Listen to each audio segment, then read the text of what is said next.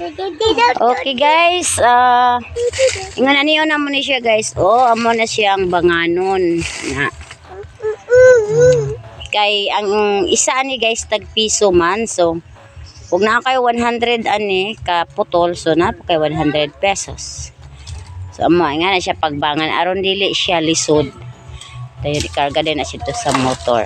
Anaw na siya guys. So 100 pesos.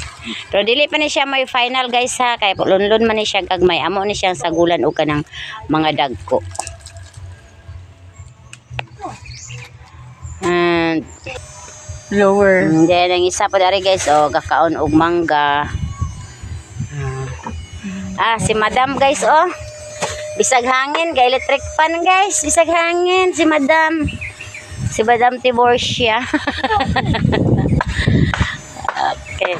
Kay init pa man karon guys, pasilong sa mi karon are. After ani adto na mi sa among taratarya nga tugang nga trabaho guys.